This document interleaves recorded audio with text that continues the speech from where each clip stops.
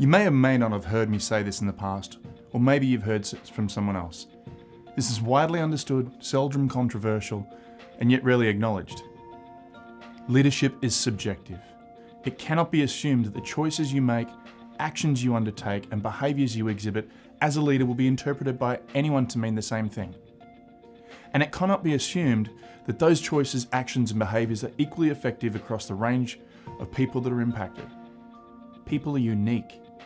And as a result, they have a unique set of filters through which they see, hear, and experience the behaviours of those around them. So with the knowledge that each person's experience is different, how do you know the things you're doing as a leader are making an impact? Or perhaps more importantly, having the impact you want? My name's David Coombe, and over the next few minutes, I'm going to help you understand how as a leader or as a manager, your leadership traits and behaviours are experienced by others, and what you can do to be the leader that each of your team needs. So why is it important to understand the impact you're having through your leadership? Well, some leaders think they're doing an excellent job, and they may well be. Others are not. Some leaders, acutely aware of the things that they tell themselves that they don't do well, and without the right development guidance and approach, their efforts will be misplaced as those affected by their leadership did not agree with what they needed to improve. Many people often design their leadership development to move in a particular direction without an understanding of whether or not they're focusing on the right things. And by the way, who's to say what the right things are? I want you to consider for a moment this saying: the meaning of the communication is the response you get. What does that mean? Well, it simply means that regardless of the intention of your message, if a person interprets it to mean something differently, then their interpretation is what it means. How you intended to be understood is irrelevant from the perspective of others. So in the context of leadership, or more specifically your leadership, the meaning of what you do is the response you get, or how it's interpreted. So how do you understand how what you are doing is being interpreted? Or put differently, how do you measure your leadership effectiveness?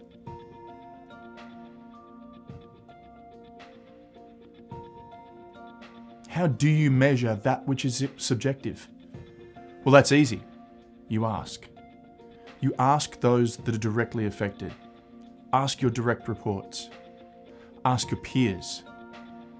You even ask your own leaders. This process of inquiry about the behaviours, effectiveness, and performance of a leader is known as a 360. It's called a 360 because you are looking for input from all around the client. The degree of effectiveness of a 360 will depend entirely on the willingness of those around you to provide candid responses and feedback. Often the best feedback comes in the form of an anonymous assessment. 360 assessments can be done in a variety of different ways, depending upon the feedback you're looking to receive. And the output can be challenging to act upon, depending upon the format. In May of 2018, an article was published in Forbes detailing 11 instruments or assessments that executives should use. The Leadership 360 assessment I'm about to share with you is amongst that list.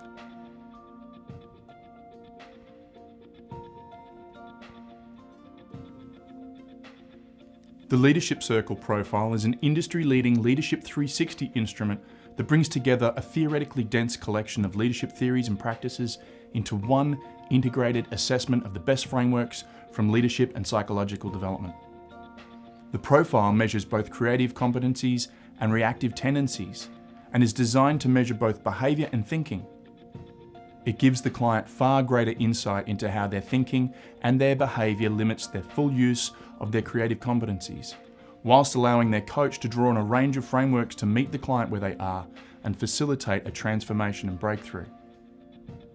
In addition to measuring key competencies, it measures underlying beliefs and assumptions, the habits of thought that run much of our behaviour. In this way, it naturally leads to insight into the underlying emotional, cognitive processes that run our patterns of behaviour.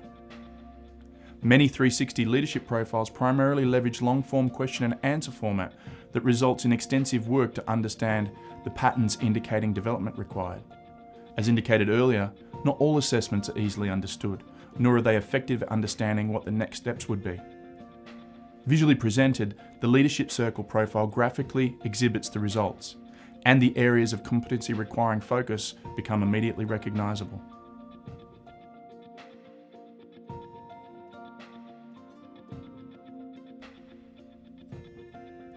Within the use of this profile, there are a number of different actors. The profile allows you to explore your reflective, self-assessed behaviours and the reflective, subjective experience of others across the various leadership paradigms. Those paradigms being self-assessment, self to reports, self to peers, self to leaders, and self to others. And your results are compared against, normalised against leaders across industries.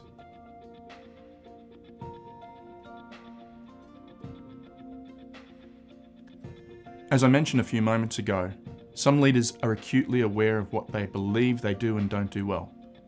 One of the key functions of the profiling instrument is to perform a self-assessment across the entire spectrum of leadership paradigms. By itself, the process of self-reflection using the profile is incredibly valuable as it allows you the opportunity to take the time to review yourself across various leadership theories. The benefit really becomes evident, however, when you overlay the experience of others into your report. This perspective gives you the opportunity to understand your performance at multiple levels.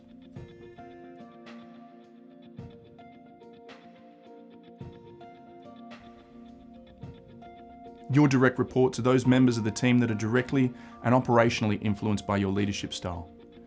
Given that you have significant influence over your direct reports and the spans and layers surrounding them, their success is directly attributed to their interactions with you as their leader.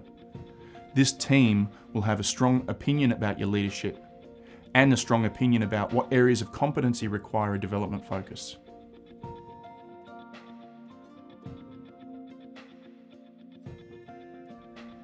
Your peers are the members of the team that are influenced peripherally by your leadership.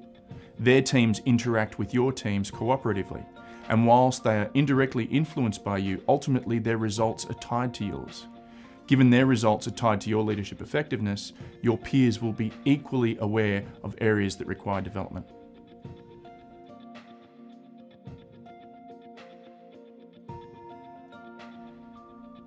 The success of any leader is dependent upon the performance of those that work for their common goals. Your direct leader's response to the assessment will provide insight into how you're perceived based on your direct impact. Your one-over leader's response provides greater insight into how your behaviours are perceived on a broader scale across the organisational structure, as their opinion provides insight to your broader image and exposure.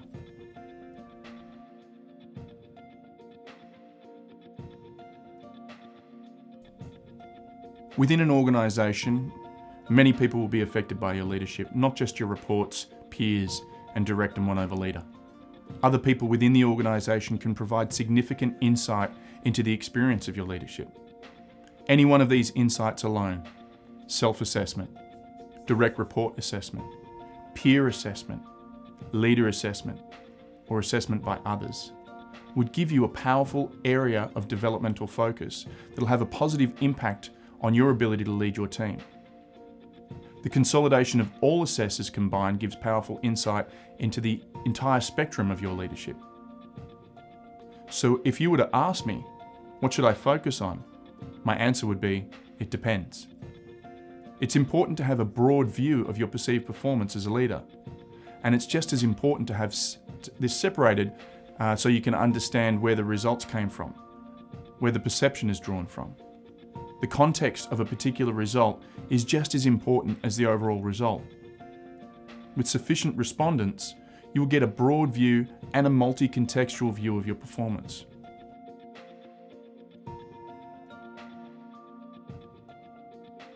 To get the best results, it's important to select the most appropriate respondents to provide an assessment. So who are the right respondents? Well, only you can answer that. What you don't do is to stack your respondents list with people who will tell you that you're amazing and that there's nothing wrong, nothing you can work on. What you might want to do is select a group of people across each of the various paradigms, reports, peers, leaders, and others who will provide honest, constructive feedback. This way you have the best chance to truly understand and embrace your development needs.